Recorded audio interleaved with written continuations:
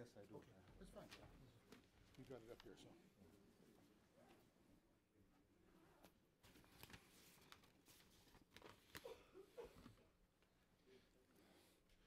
Good afternoon. Welcome to the Woodrow Wilson Center. I'm Steve McDonald, the director of the Africa program and the Project on Leadership and Building State Capacity here. We appreciate you coming out on what should be a very interesting afternoon. As you know, we are here with Professor Jaga to talk about not just this past election, but the coming election. This is the more important issue of 2015 in Nigeria. Nigeria, of course, remains an immensely important country to the United States and a country and a set of issues that we follow very closely. I'm not going to introduce Professor Jaga at this point in time because my colleague Amami Sila will do so. But I just want to give a few introductory remarks. I always make this pretty short because I think most of you have probably been here at one point in time or another. But of course, this is the Woodrow Wilson Center, and we're the official memorial to President Woodrow Wilson. It's meant to be a living memorial and to do this kind of thing where people come in and we get a chance to interact with each other and spend some time talking about issues that were important. The whole point being that we bring together people of the policy community, people of the academic and expert and practitioner community to exchange views and hopefully to better inform, better engage those who make these policies about, in this case, Africa for the United States. So we're very happy to have you here, and as you will see, we're going to devote an awful lot of time at the end of this to having you make comments and questions, and we'll try to answer some of those. The only housekeeping announcement is to tell you that we are being webcast live. So when we do get to the point of questions and answers and exchanges, you have to wait for a microphone and make sure you identify yourself so that it's picked up. So with no further ado, I'm going to introduce my friend Amami Sila, who's the Regional Director of Africa for IFES, the International Federation of Electoral Systems, who has more than 25 years of experience in conflict resolution. He and I have worked together and known each other for such a long time. I don't even look at his bio here when I start talking about this. Most recently in Liberia, but I first knew him when he was at Amnesty International and doing Africa for them in a very long time. So I'm going to ask Amami to come up and to introduce Professor Jaga, and then we'll get started. Thank you very much.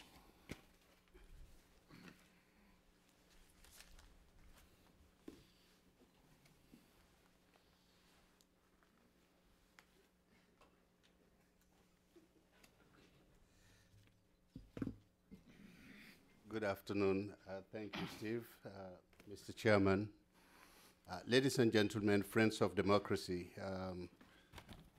I wish to thank you very much for coming here, and on behalf of IFES, which celebrates 25 years of its existence this year, to thank all of you and for all the support. IFES has been working around the world in election processes.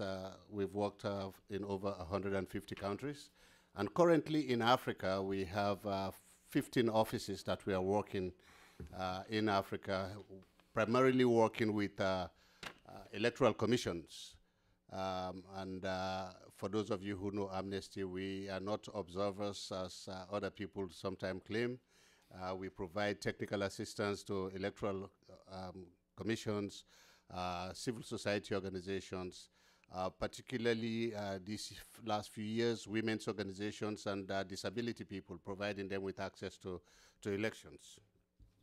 I think that is enough for the PR.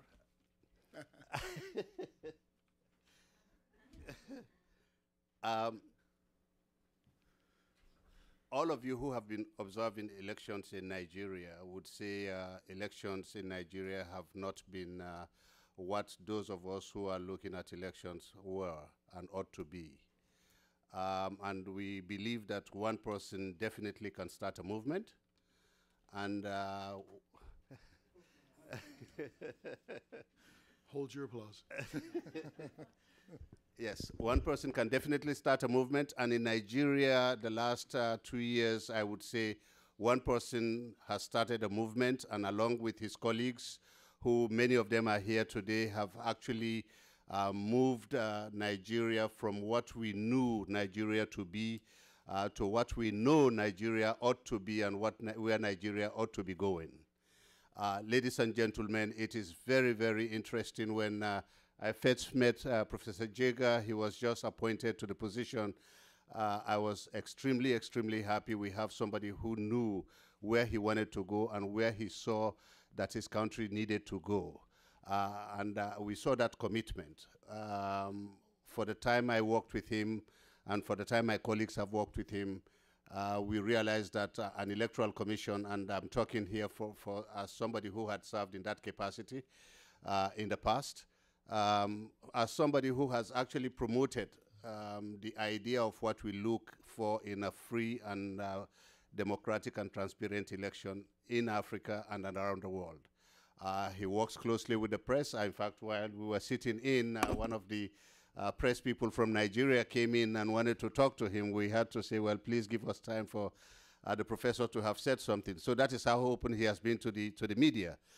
He's been open to the political parties that we know, discussing the issues, which is very important in electoral processes. We were involved in working with the lawyers and the judges in Nigeria, where the INEC was quite instrumental in making sure that the judges, the 250 judges that were appointed to adjudicate election disputes, were well trained and had the ideas as to what electoral adjudication would be and what it ought to be. This is a gentleman who has started, as I said, who has started a motion moving in Nigeria. Really, he doesn't need that much of an introduction. When we saw the elections a few days, the election that was postponed for a few days, some of us who were there were really holding our breath that things were going to be, oh Lord, what is this going to be? And we heard some of the comments that were coming forward. But again, it comes to exactly what I said about somebody starting a movement. The trust that the society had in this gentleman and his colleagues, the trust that the international community had in this gentleman and his colleagues, it made it a lot easier for us to say, okay, let us see where he wants to go. And for those of us who saw how the elections went, we will only say the elections were something to write home about. No election is perfect, but Professor Jega has made elections in Nigeria what we think is a start of many, many good, open, transparent, free from fear elections in Nigeria. Ladies and gentlemen, I present you Professor Jega.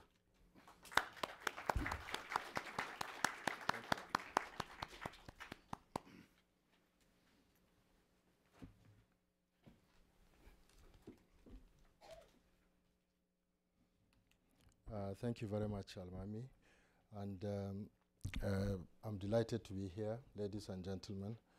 And I would like to thank IFES and the Wilson Center for making it possible for me to be here and to share our experiences in Nigeria with you as we struggle to keep on improving the electoral process and the build democracy in our country. The topic of my presentation is towards Nigeria's 2011 elections, and I have an outline. I want to begin with a very general introduction, and then I will discuss preparations for the 2011 elections, and then I will try to conclude with a few remarks. I understand I have about 20 minutes to do all this, so I wouldn't waste too much time in some of the background information. On this slide is some information just to give you an idea of the diversity and the kind of context in which we operate as an electoral commission. We have a population of about 170 million. We have registered voters, 73.5 million. We registered in January of 2011, January, February of 2011. Some of this information I'm sure you are familiar with. we are a federal system with 36 states and a federal capital territory. We have 774 local government areas in Nigeria. We have 8,809 wards, what we call registration area centers, and we have almost 120,000 polling stations. When I mention some of these statistics in the African context, you know, it's significant, but I think in the US context, really, the figures. And we did just recently have an election. Yes. So I want to generally say that as we prepared for the 2011 general elections in Nigeria, doubts pervaded the atmosphere on whether Nigeria would get it right. We had a history of muddling through and a history of fraudulent elections, I regret to say. And most analysts thought it would be the same story of repeated failure. So we came in June of 2010, and we were expected to conduct the elections within a period of 6 months. And it was simply impossible, and particularly because we realized that the voters' register was not credible and that there was a need for a new register of voters.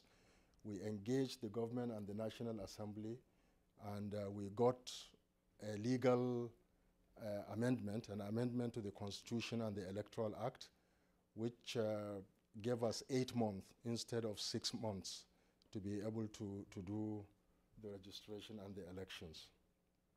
Well, we were able to do an election in April and May of 2011, an election which was not perfect, but an election which has raised the bar and which has been acknowledged as perhaps one of the best elections conducted in the history of our country. We know that there are still many challenges, and as we prepare for the 2015 general elections, we focused attention in terms of dealing with these challenges. So INEC now strives to make 2015 substantially much better than 2011 by drawing lessons from our experiences and factoring these lessons into our preparations for 2015. Just to give you an idea, we had National Assembly elections in April of 2011. The elections were scheduled to commence on the 2nd of April, but there was a celebrated cancellation, which we are not proud of, but we are compelled by circumstances and inadequacy of preparation and our desire to ensure that the elections were credible to postpone that election after it had commenced. It was a very difficult decision. It's a decision that we hope we will never have to make again in any context in our lives, but it had to be done at the time when we did it. Nigerians wanted credible elections. We were producing ballot papers and result sheets from abroad, part of the effort to restore credibility to the process. And as of 9 a.m. on election day, the result sheets had not been delivered by one of the contractors. And I think about 8 or so states cutting across the Federation were going to be affected by that. And we felt that if we wanted credible elections, we must have result sheets that are properly authenticated for the election, and we had to cancel that. At tremendous costs and tremendous embarrassment, but in the end, I think it also helped us because when we did the April elections, it turned out to be well done, and as we proceeded to do all the others in the series of the elections, substantial, remarkable improvements were recorded compared to what it was in the past. Now, since April and May of 2011, we have been able to do a number of other elections We've done governorship elections in about 9 states or so, and we have altogether also done about 48 by and rerun elections nationwide. The last election we did was in Kogi State. It was a governorship election, and it has been also recognized by many observers as perhaps the best election that we've conducted so far. And all this is not to say that there weren't challenges. There were many challenges which we faced, and there are many challenges which we still need to face and to address as we move towards 2015 elections. Some of the challenges we faced, I want to highlight just a few here. In the conduct of the 2011 elections in particular, I have mentioned the issue of time frame. It was very, very tight. So we worked under pressure. We, as they say, hit the ground running, and there was no breathing space, and every little problem would have complicated operationally and logistically the preparations for the election. And but we were able to operate under that very, very tight time frame, and it was indeed very, very challenging.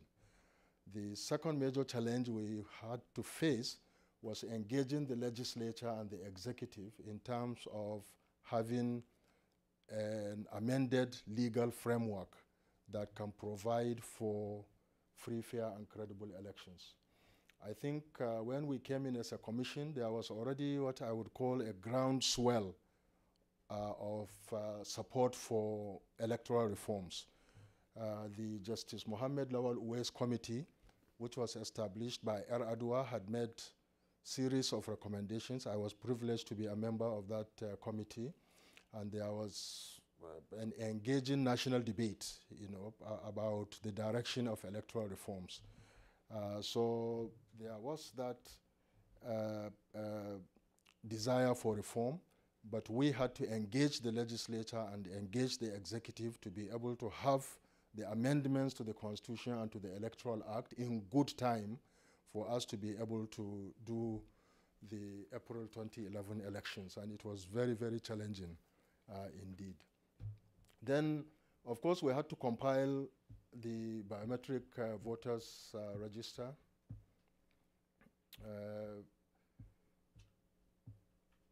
I'm sorry, something just, okay.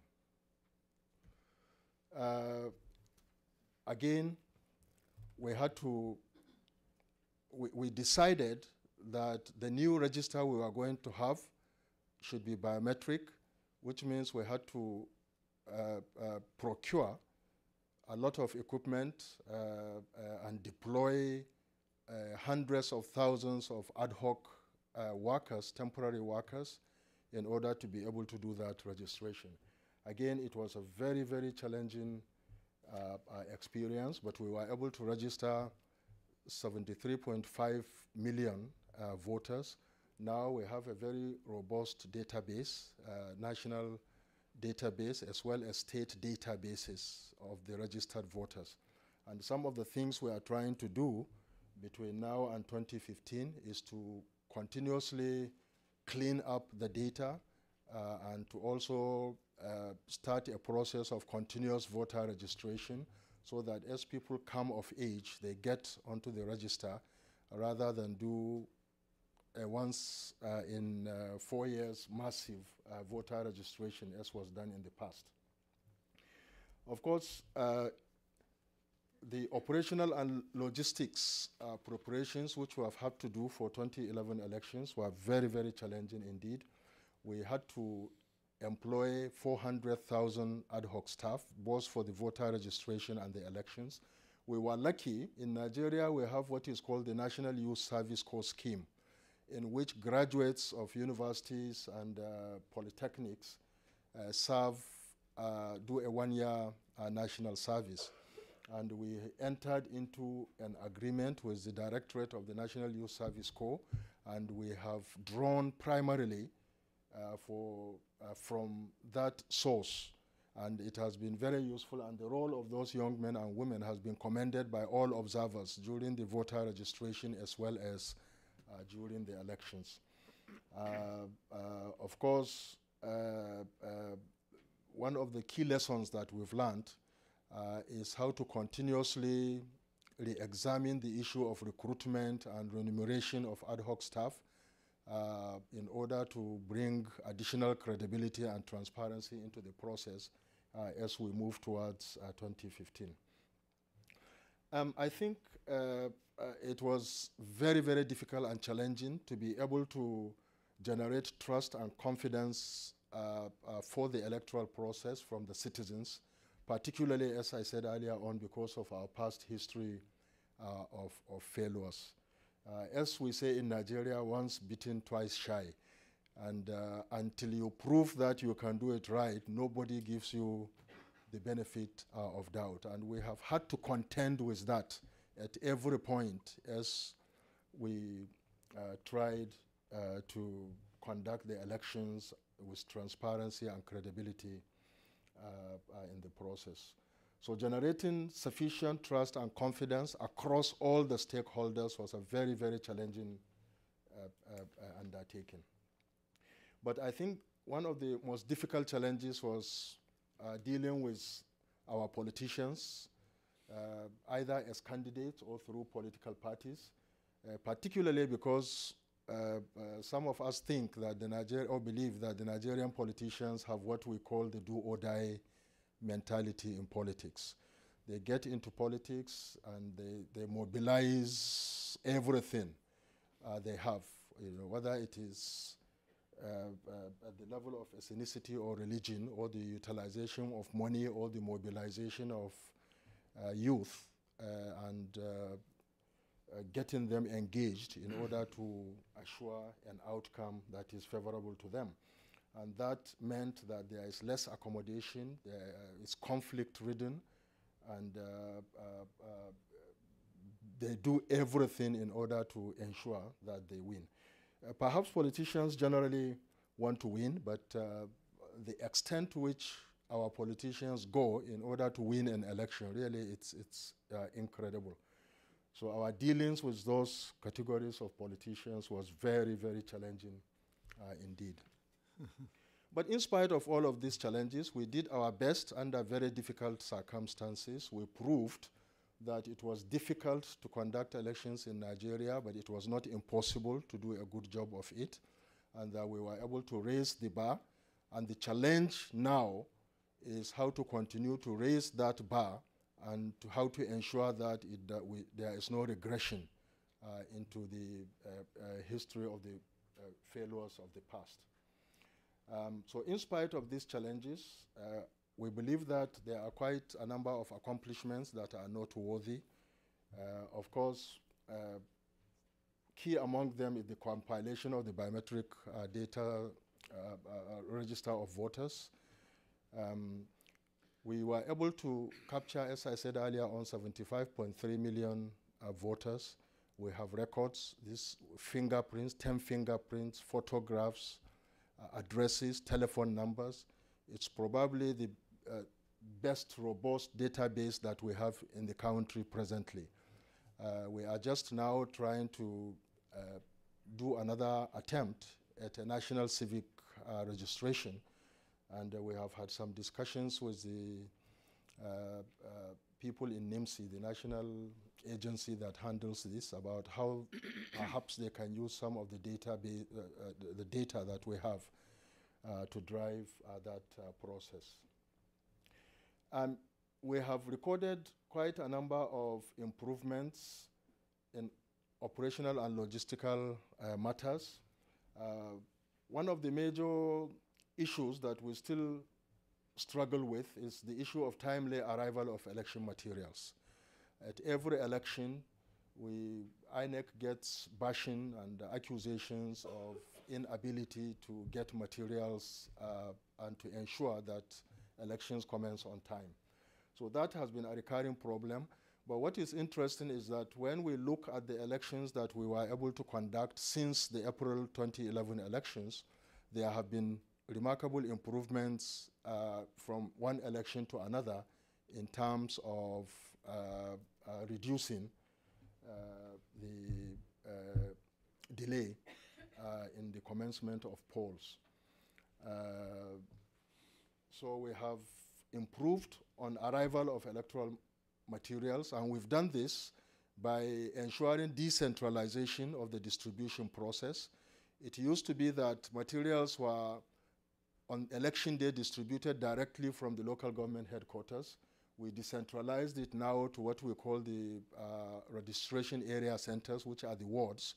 So all election materials get to the wards, some, what we call non-sensitive materials, at least a week to the local governments, and 24 hours before an election, all materials and personnel will be at the ward level, and it is from there that they go to the polling units. And that has its own logistic challenges, but it has worked in terms of reducing the other challenge of late arrival of materials and late commencement of voting. We've also improved on early commencement of accreditation, which is related, and also early commencement of voting. We have also improved in terms of the time it takes to release results, to collate and release certified results. When we did the elections in April 2011, we were able to declare all results, including the presidential election results, in less than 48 hours. And by the time we did the Edo election, governorship election, last year in July, in July this year, we were able to actually declare results within 12 hours of the ending of the polls. So it's an area that also we hope to continue to improve upon, and I think we are pleased with the efforts and the results that we are seeing. Again, securing the electoral environment has been a very, very challenging thing in the Nigerian context, but we've been able, working very closely with the security agencies, to improve the role of the security in the electioneering process. We established what we call the Interagency Consultative Committee on Election Security, and at the national level, the police is represented, the National Security Advisor is represented, the different commands of the Army, the Navy, the Air Force, and the paramilitary organizations are represented. And we were able to work together and to draw out what specific roles are expected of each security agency on election day. Again, Nigeria, as we're all aware, is facing systemic challenges with regards to security, and it is very, very important that attention is paid to that, particularly given the general challenges of armed robbery and abductions, and even the insurgency, what is called insurgency in some parts of northern Nigeria. So we have seen remarkable improvements in terms of synergy and close working relationship, and we've also seen tremendous improvement in the attitude of the police and their role with regards to providing security in the electoral process. And we have also developed other avenues of managing conflict or resolving conflicts, particularly dispute resolution, alternative dispute resolution mechanisms. Nigerians are very litigious, the lawyers say. We want to go to court on the slightest excuse. And we've seen that the electoral process is one area where there is a lot of litigation.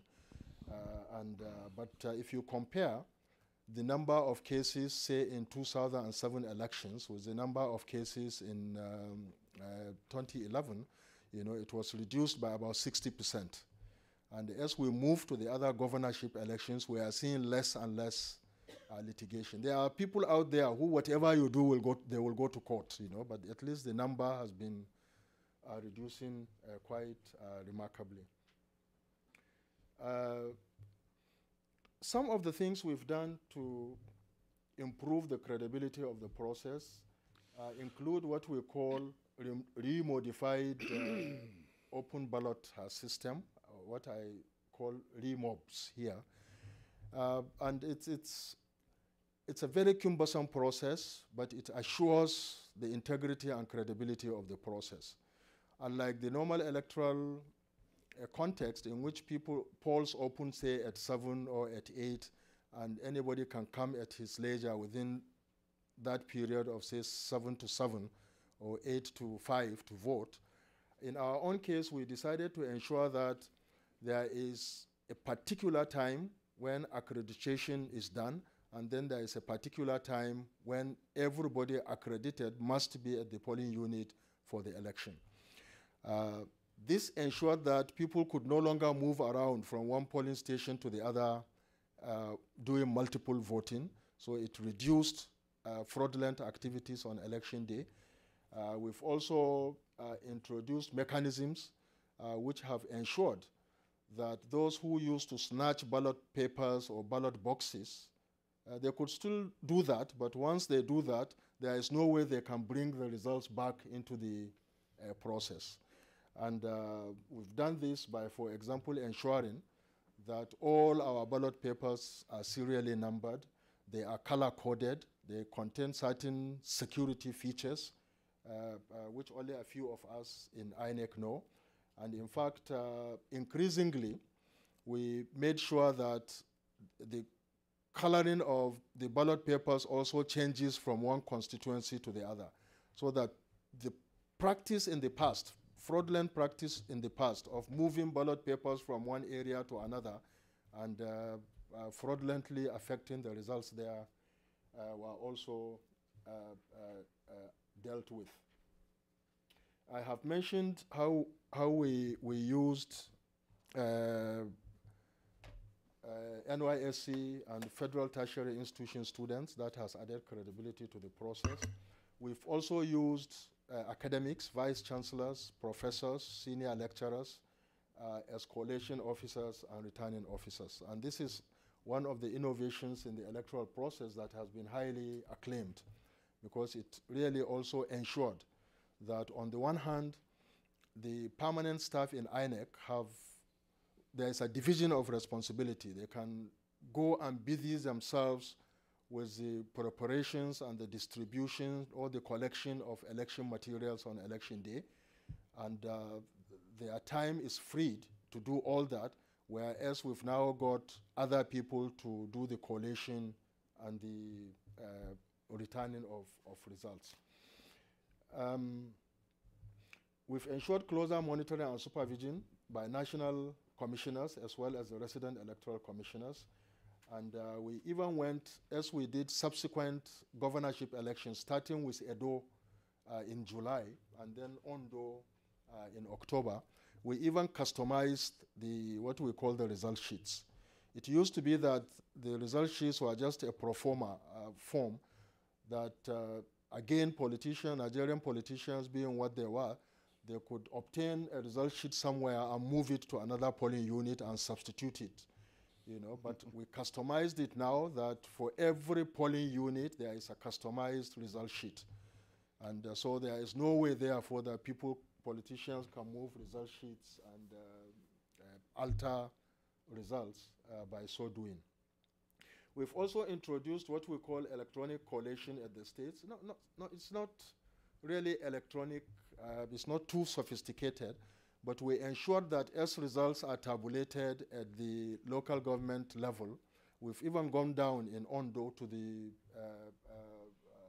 ward level.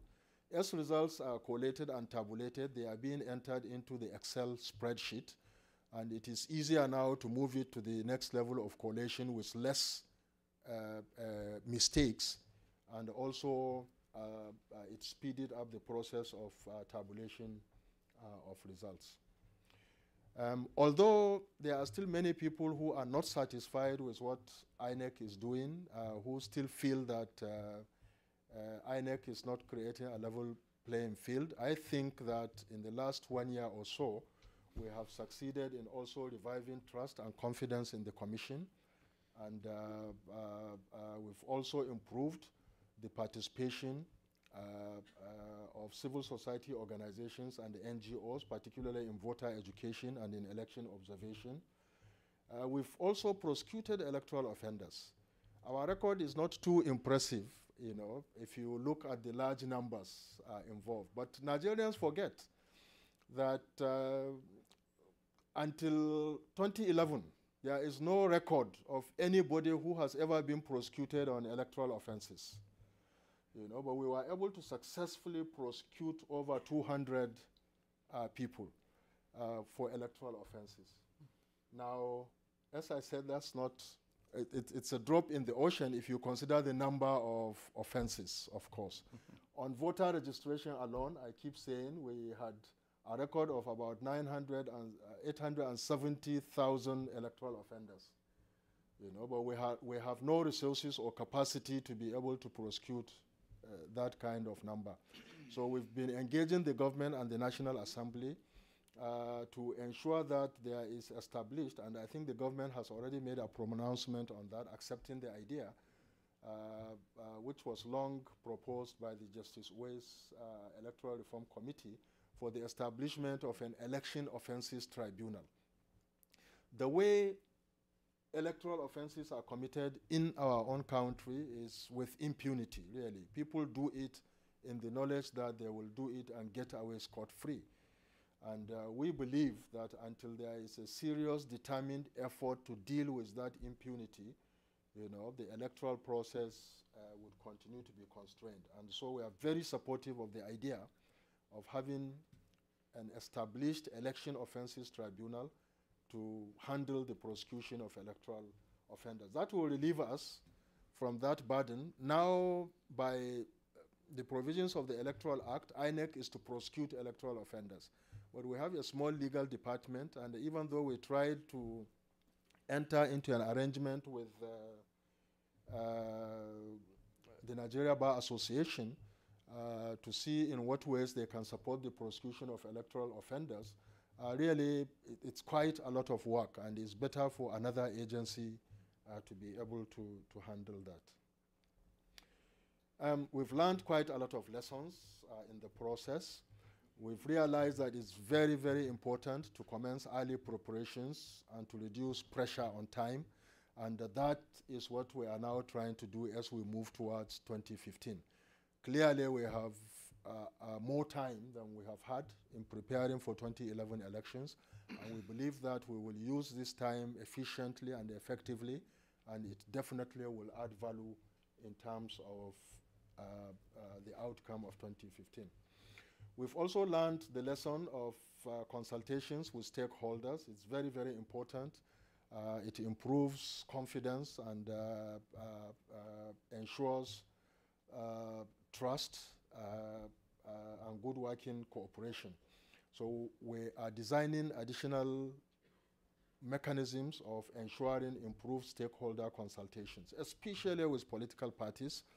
We have supported the reformation of what is called the Inter-Party Advisory Committee, IPAC, and we believe that there is a lot of scope for good, close working relationship, particularly learning from the experience of other countries in our continent.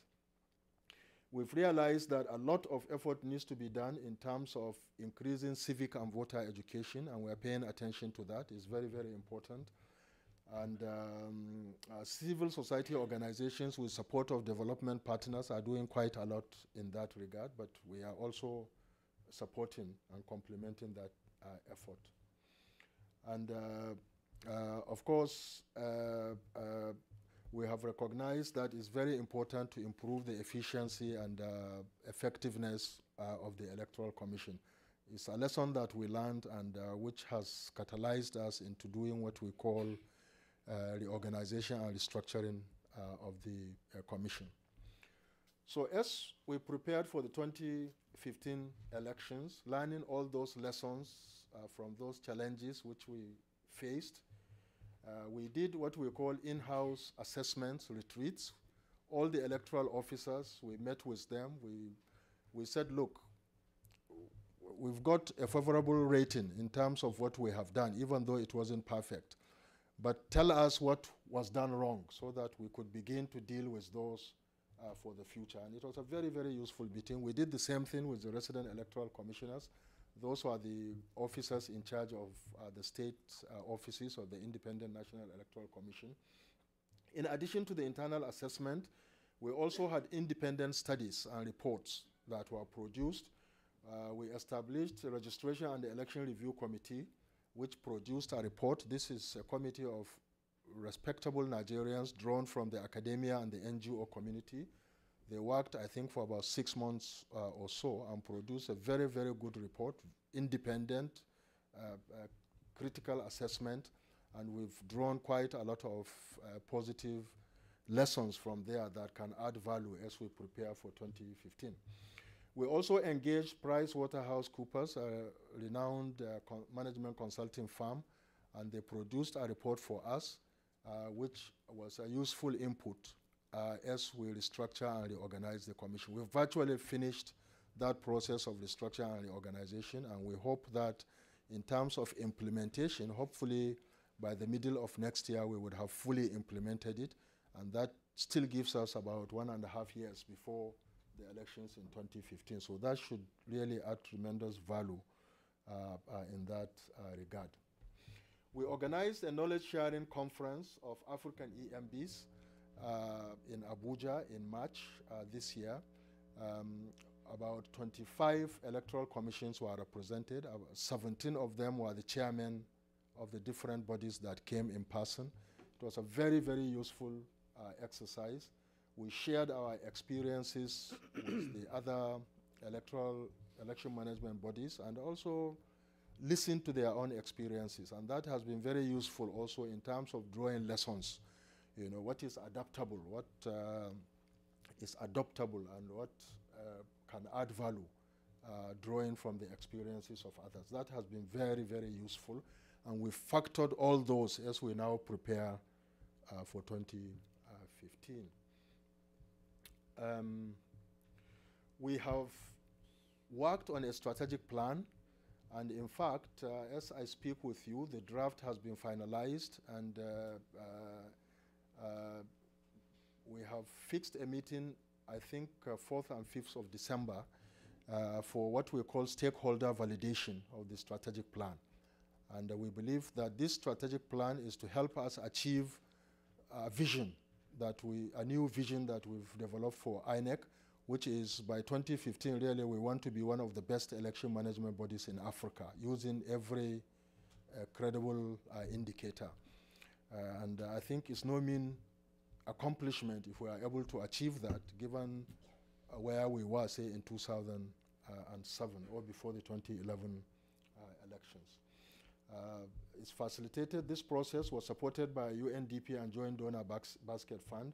It's facilitated by a consultant and is driven in-house. The committee was chaired by one of the national commissioners, and we are very pleased with the outcome and the input that we have generated both from within and from without. I have mentioned this restructuring and reorganization. The objective is to have a trim, efficient, and effective institution for better service delivery with a professional cadre of staff, and it is being finalized, as I mentioned earlier on. Two major things we have to do between now and 2015, and we are also busy working on that. We have to do a review, what is called constituency delimitation. It's very, very important. Regrettably, the last time constituencies were created or reviewed in Nigeria was in 1998. The Constitution says that this should be done every, is it 10 years? Yes, and but we haven't been able to do it, and we believe that it is absolutely necessary to review the constituencies and to delimit them before the 2015 elections.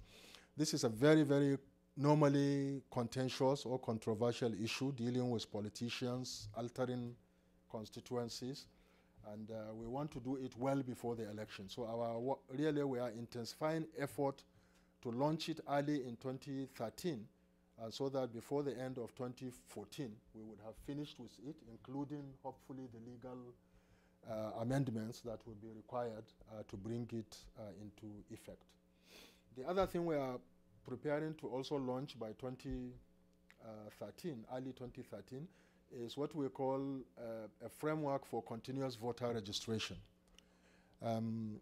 After the registration we did in January, February 2011, we wanted to do continuous voter registration. As people become 18, they could automatically register. Unfortunately, we have not been able to finalize the preparations in terms of the recruitments of the officers that can do this, the setting up of the processes. This is something we want to do in 2013, so that we have a proper machinery in place in which that registration, continuous voter registration, will become routine.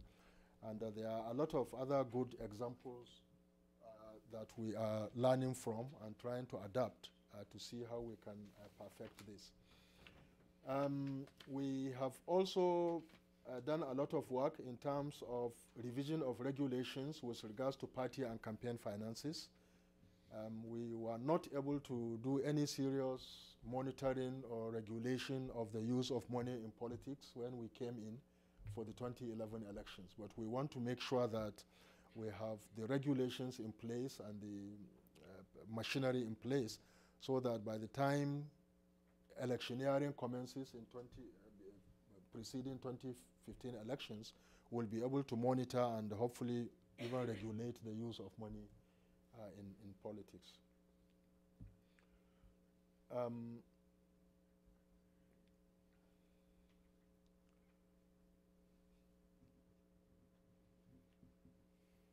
I think the other thing we are doing right now is we are engaging again the legislature in another series of amendments, legal amendments to both the Constitution and the Electoral Act. Right now in Nigeria there is a major effort going on to review the Constitution, and we are tagging onto that and making recommendations about additional necessary amendments to both the Constitution and the Electoral Act, which will keep on improving the electoral process.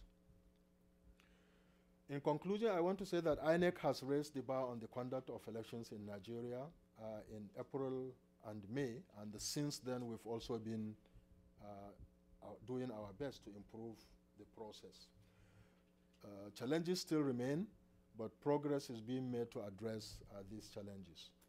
I think the biggest challenge is how to prevent regression and how to consolidate the gains and how to keep on raising the bar. And we are doing everything possible to ensure this. We are learning from other election management bodies, from the experiences of others. We are adapting or adopting good practices, and we are striving to make 2015 elections much, much better than 2011 elections. We finalized a strategic plan and are proceeding with structuring and reorganization to make INEC one of the best EMBs in Africa by 2015.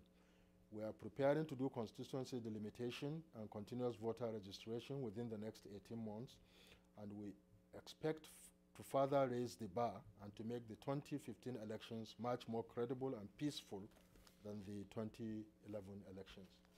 We hope to continue to attract and enjoy the trust and confidence and support of all critical stakeholders at home and abroad towards a successful, free, fair, credible, and peaceful elections in Nigeria in 2015. We shall not rest on our oars until this is attained, and I must say that we've benefited tremendously from the support and the encouragement of many international development partners of Nigeria, from the governmental level to the multilateral level, and to, in particular, the support of organizations like IFES. They have been very supportive in giving us building our capacity for technical expertise. In fact, right now, IFESH is supporting us to have what we call a graphic design center, so that we'll be able to develop our own IEC communication messages for voter education, civic education. We'll be able to design prototype voter ballot papers and so on before we take them to printers and so on. And that's a tremendous in-house capacity. And we thank you most sincerely for that. Once again, I thank you for this opportunity, and I'll be glad to answer any questions that you have.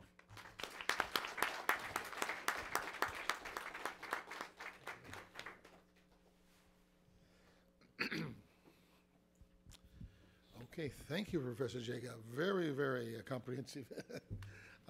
We have only about 30 minutes left for questions and answers, so we will start right away. Our normal procedure is to accept 2 or 3 questions, and then have you, and also Amami, you feel free to come in at any time when you want to. So the first question I see is right here, in the third, okay. Professor, I'm Tony Carroll, and I'm frequently in Nigeria and was an IFES delegate in the 92 elections in Angola, which was quite an experience. Let me commend you on the terrific work that you've done. I'm a close observer of Nigeria, and you made a huge difference in the last election. But let me liken this, as often the case using analogies in Nigeria, they're popular. We're at the racetrack, and you have made a terrific improvements to the race course, to the starting gate, to the finish line, to everything that we can see has been improved dramatically. But the problem seemed to be the horses that get into the race. And the problem that much of the frustration and anger that has surfaced in elections in the past in Nigeria has been the party and candidate selection process. So can you give us any illumination here about improvements that may have been made or are underway in making the party selection process more open and more democratic? Because much of the frustration that we see spilling over into the streets and elsewhere is the fact that there seems to be an opaque and very vastly underrepresentative process in the party selection mechanisms. Okay, thank you. Yeah, right behind with Ed, and then behind Ed. Yeah. Thank you very much, Professor. I'm Ed Barber from GoodWorks International, Andy Young's consulting firm. I was impressed with, like Tony, with the many steps you've been through. I'm aware of some of your neighbors attempting to do some of the same things. And I was particularly interested in the biometric registration process. I wondered, I assume that before you did that, the registration was the standard filling out paper forms. And I wondered if you had to start completely from scratch with the biometric registration process, and how long did it take you to finish it, assuming you have finished it? 73 million voters is quite a chunk. Thank you. Thank you. And good afternoon, Professor. My name is Jason Rosen. I have 2 questions. The first one is what effect do you think that Boko Haram will have on the 2015 election? And the second one is back to the biometrics. Once you get the registration and you've got the biometric from the voter, do you then use their biometric to authenticate them as who they are when they come to pick up the ballot and vote? And is that a consideration? okay, I think there's plenty to start on, Professor. Okay, thank you very much. Well, there is no doubt that the party candidate selection process leaves much to be desired, and it's one area that requires reform. There is no doubt that there is lack of internal party democracy in most of the parties, and candidates are imposed, and it creates a lot of problems, even in terms of people leaving parties and decamping to other parties and so on. And part of the problem or the challenge we faced was that when we pursued Electoral Act amendments to the Electoral Act preceding the April 2011 elections, somehow there is a section of the Electoral Act, Section 31 of the Electoral Act, there was a surreptitious amendment to it, which said that any candidate submitted to INEC as a candidate of the party cannot be changed for any reason whatsoever. Whereas another provision of the Electoral Act has clearly stated, that is, I think, Section 87, clearly stated that candidates for the elections must emerge through a democratic process through party primaries. So we were confronted with a situation in which parties, we would monitor primaries of parties, we would see who would emerge as number one or so, or the candidate of the party through that process, but then the names that were sent to us were different, and there was nothing we could do because the law, that section says we must accept whoever was presented to us.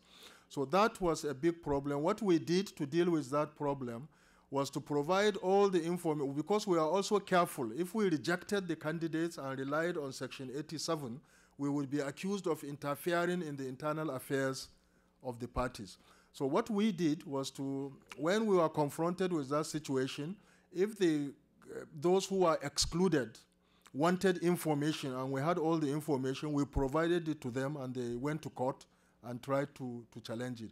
So now it's one of the key issues that we have requested for an amendment, because really it undermines the entire democratic process, and it also strengthens the impunity with which party executives exclude others.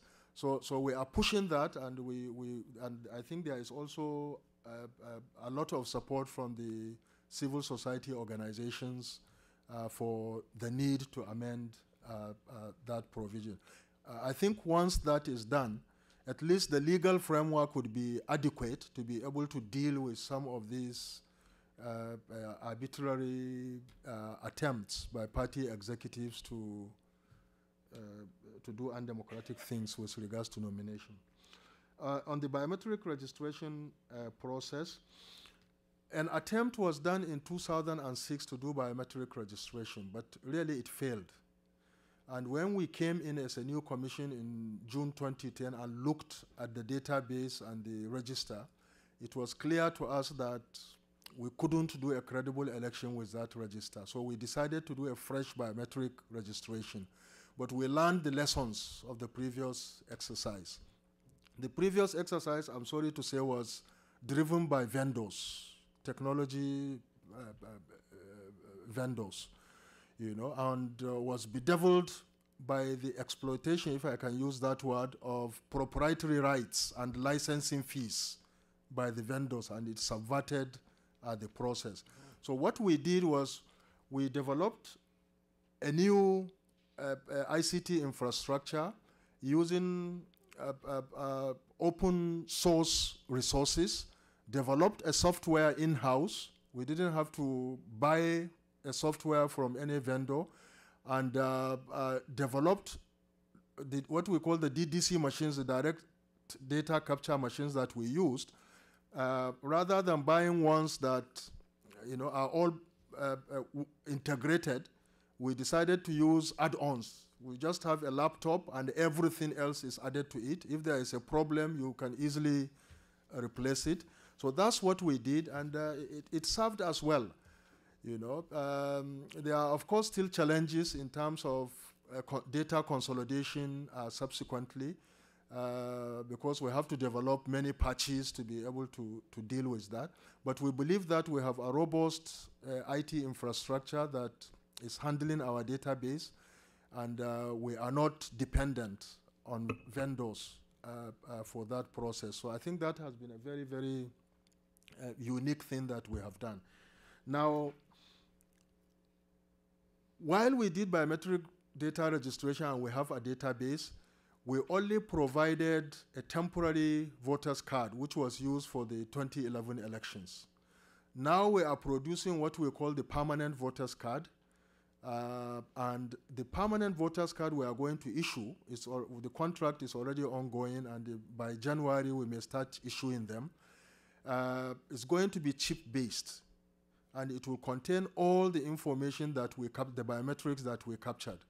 And our plan, and we've already started getting funding for pilot, and we hope we will get the funding before 2015, latest by 2014. We want to deploy card readers in the polling units, and we will ensure 100% authentication, so that when you bring your card, it will be established whether you are really the legitimate holder of that card by taking your fingerprint, you know. And so we think doing it a stage at a time is better. When we were doing April 2011 elections, people said, all these biometrics you captured, what are you doing with them, and so on. And we said a step at a time. There was no time to do all of that, and it required a lot more money than we had to be able to do that. Now we will be able to ensure authentication by 2015. Ghana, for example, is now doing the same thing. They are doing the biometric registration, and they want to do authentication, and I understand there are a lot of challenges. Sierra Leone, we are working with them, trying to see how we can provide support, and also how they can deal with some of the emerging challenges in their own biometric registration. But the bottom line is that all of them are donor dependent, not donor, vendor dependent, you know. So you have a database, you cannot even access it because you don't have the source codes. They are held by the vendor. And this is a very, very serious challenge. As we move towards utilization of technology, we have to see how that technology can be put to good use by us. Is it finished? No, it's not finished. We are still refining and improving, particularly with consolidation. One of the biggest challenges is also cleaning up the data. You know, unfortunately, I mean, there are challenges in terms of registration of birth and death. You know, and unless you have reliable figures with regards to death, it's difficult to clean up the register in terms of eliminating those who have died. But if you have 100% authentication, it doesn't matter if dead people are on the register, because when you come to vote, you will be authenticated. You know? So dead people can't vote. If they do, well. If they do, then they will be caught. We'll forget about it. Yes, okay. Now, what would be the effect of Boko Haram in 2015? I don't think anybody will be able to say with a lot of certainty. Our hope is that the challenges of Boko Haram will be behind us by the time we come to do the 2015 elections. I think that's it. I think we go another round. We'll go to this side of the room, right there in front of you. Mamhadi, thank you. Hi, my name is Ryan McKennell. I'm with USAID here in Washington. And I wanted to ask you about the status of the state independent electoral commissions and maybe state and local state and local elections. You didn't mention any of that. Yeah. Okay, very good. And just behind there, Mamhadi, thank you. Thank you very much, Professor, for this wonderful presentation. My name is Dan Obongo from the Embassy of the Republic of South Sudan. I have just two questions. You have 990 consequences. How do you divide this? Is it based on district? Is it based on tribes or clans? Then the second question, how do you avoid the politicization of the ethnicity and religion in the election as a commission? Thank you. Okay, and then right at the wall there, I see someone, yes. Good afternoon, Mr. Chairman. My name is Femi Shune. You said something about the card reader machine. Knowing Nigeria very well and the terrain and our elections and how our polling booths are placed on the streets, the card reader machine is an electronic device, and we know power is an issue in Nigeria. How are we going to make use of a card reader machine when there is no, at places where there's no power? And then two, we've had incidences of thugs coming into polling booths and snatching ballot boxes. And what are you doing to protect the card reader machine when a thug comes in and take it away? Okay, Thank you. We've got to stop this tendency to ask two questions at once. Okay.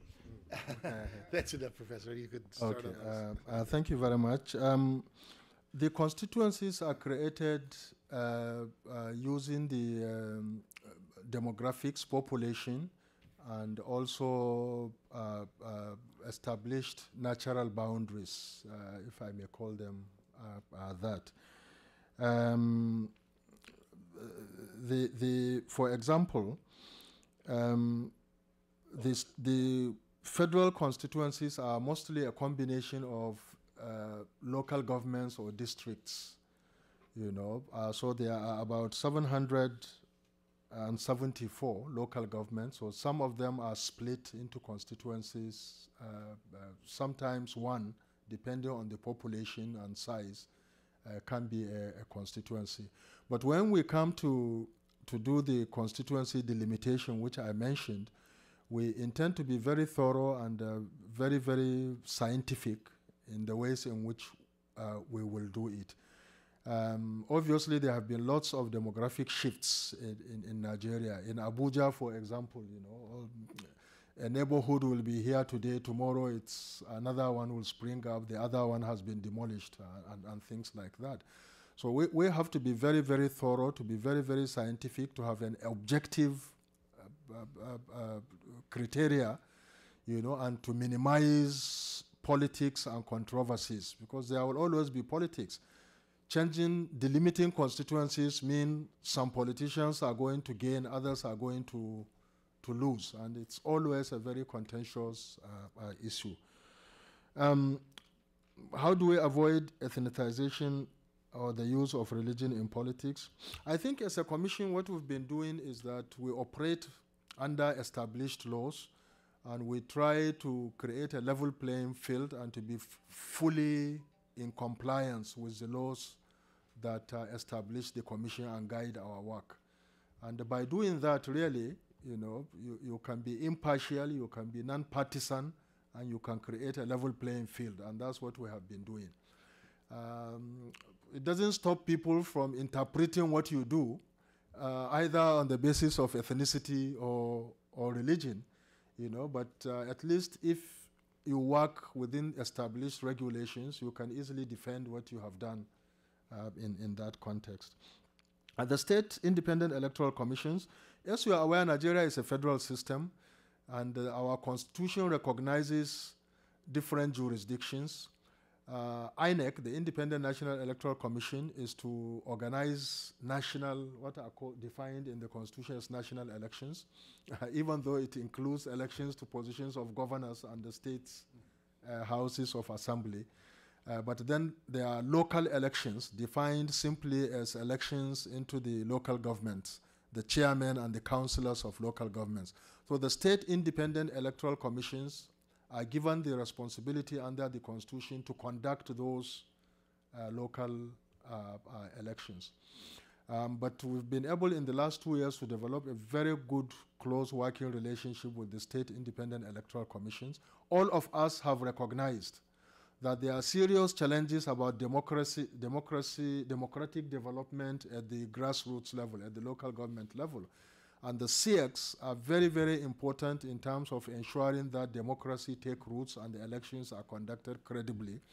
And we've been working with them to see how we can work together and provide whatever support we can to them so that they will be able to drive that process of democratic transformation at the local level.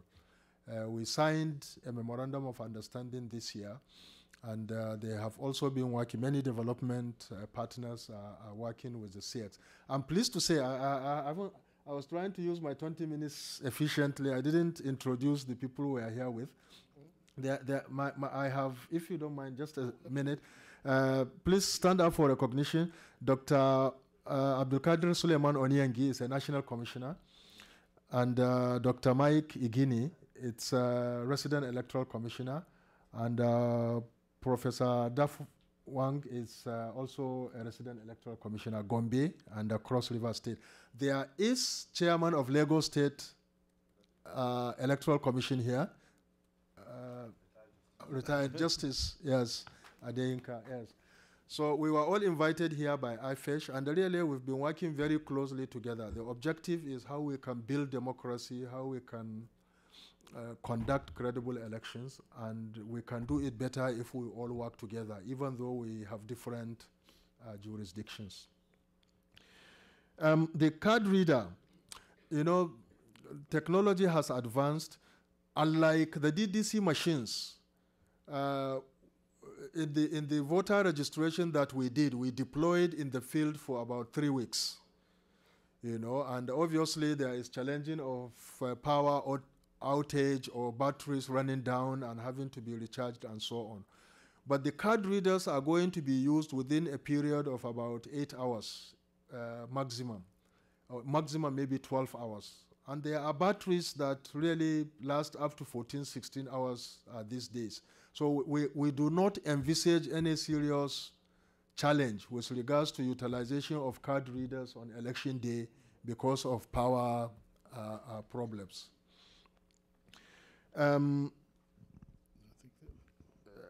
Yes, incidences of snatching of ballot boxes and so on. How do we ensure that the card readers will not be snatched?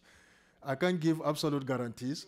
Well, we've been working closely with the security agencies, and we will anticipate that challenge and work effectively to ensure that it is brought to a barest minimum.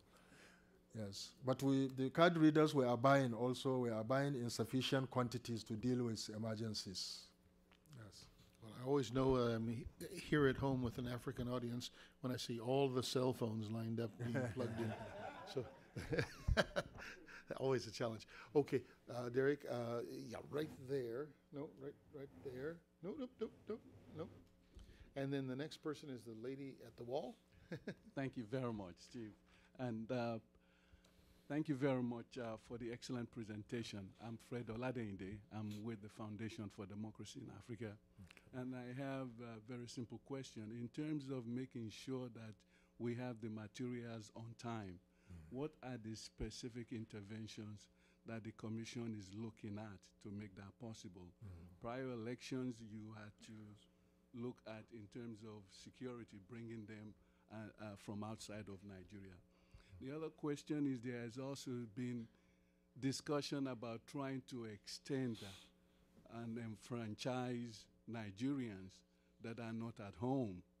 Now, what is the Commission response to that? Are you ready to take on the responsibility of ensuring that Nigerians that are not living at home are able to vote in future elections? Thank you.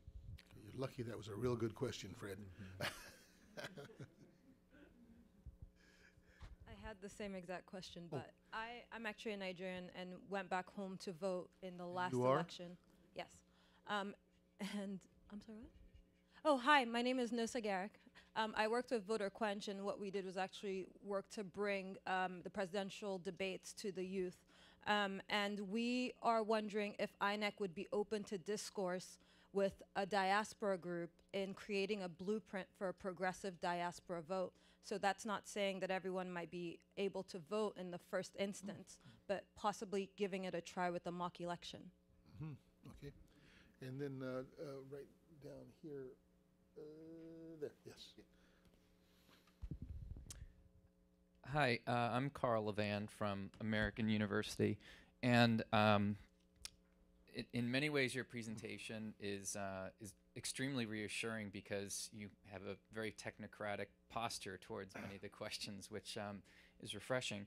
But my question is sort of about the politics, which we've talked around a little bit, and that is you mentioned briefly that there was great momentum across political society for electoral reform already when you came in. And I overwhelmingly agree. I mean, I'm thinking about the efforts of Save Nigeria Group and so forth in 2010, they were marching through the streets, and one of their banners was electoral reform. That was one of their 3 basic demands. And so my question is, you know, absent that sort of surge or you know, absent that sort of unique historical moment, what are the social and political forces that are driving electoral reform this time around? especially so that you can address some of those small details that you mentioned, Section 31 in particular, which you mentioned when you were here in June. Thank you, Carl. Okay, I think take an Okay. answer there, and we'll try one more. Thank you very much. I think one of the major challenges we faced with regards to ensuring that materials arrive on time in 2011 had to do with the time constraint. With reduced time pressure, it's possible to plan well ahead. Then the other issues that may arise is how do you secure the materials while they are in your custody before they are distributed. And that we've long taken care of. All our materials, if we print them abroad, once they are brought into the country from the airport, they are taken straight to the CBN vaults. And the CBN takes them to the states in which they are going to be used. And it is only a day or two to the election that we go with all the stakeholders, party representatives and so on, to collect the materials for the other distribution. So that security is there before election day. And then, of course, election day security, or a few days to the election, are then provided by the armed forces, primarily the police, but where necessary, including the armed forces.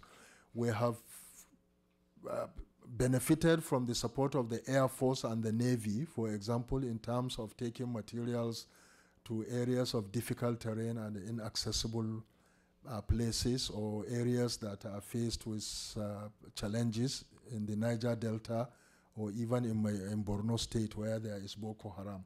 So really, as I said earlier on, the relationship we have built in the last 2 years or so through the Interagency Consultative Committee on Election Security has been very, very useful, and we keep on improving on that.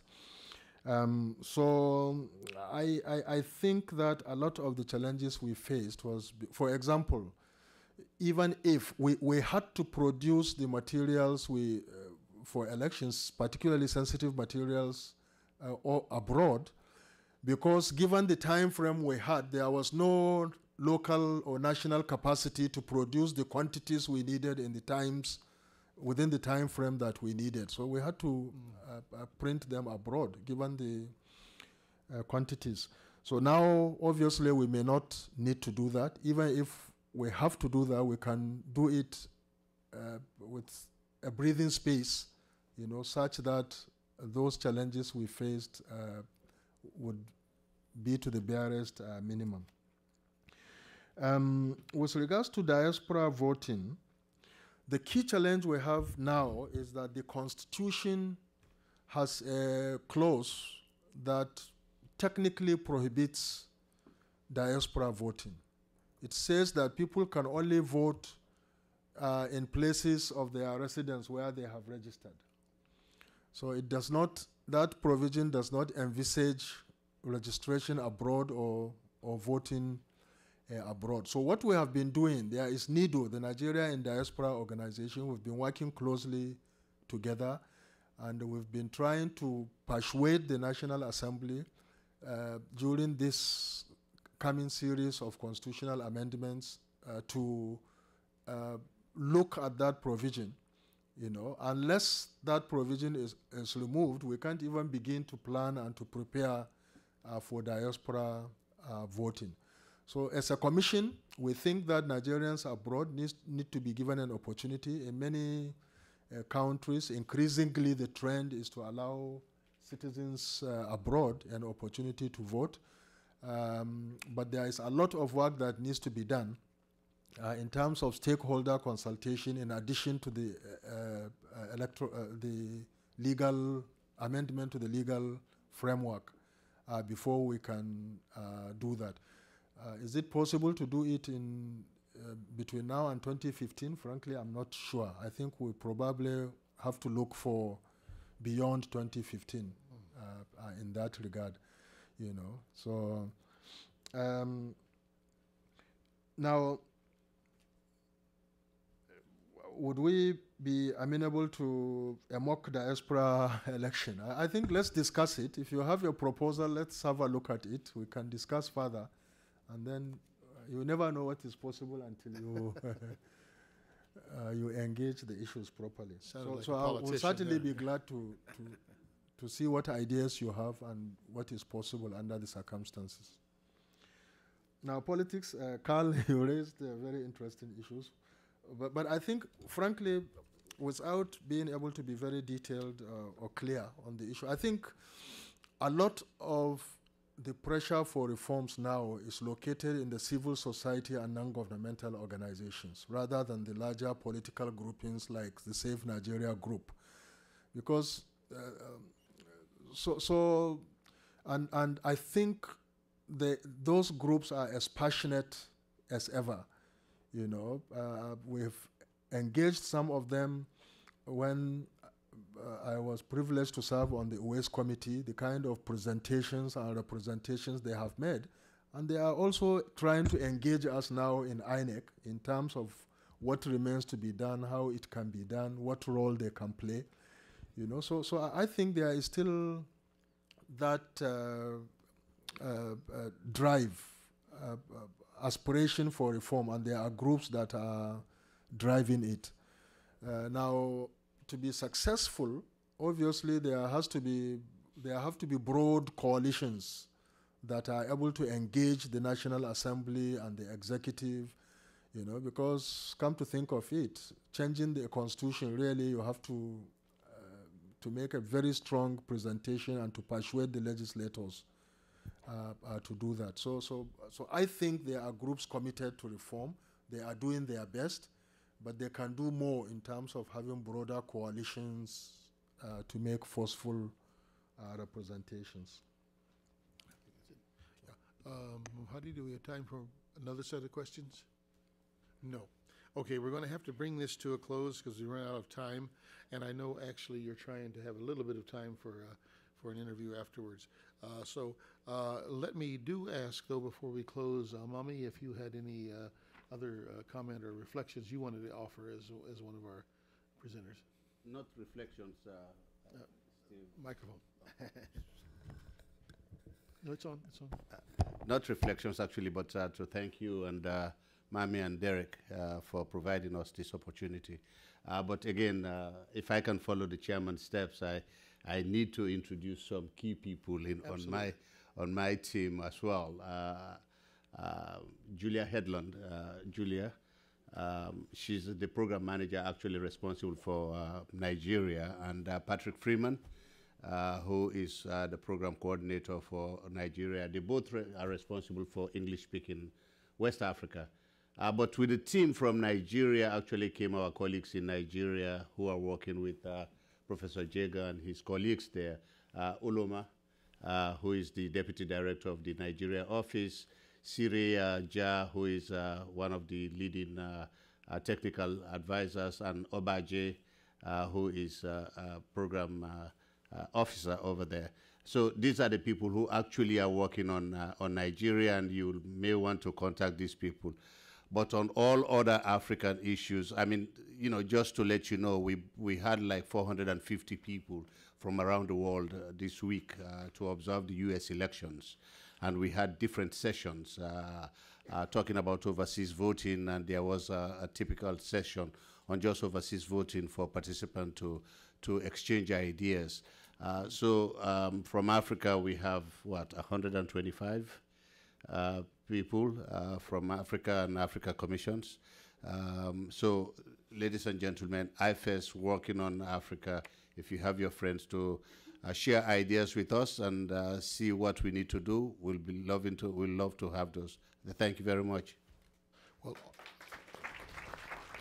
all of those delegations had an immensely interesting election to observe. With a very interesting outcome. Let me thank Mamhadi Diouf and Derek Langford, who are my staff who are working on this, and most of all, thank Professor Jega for a wonderful presentation.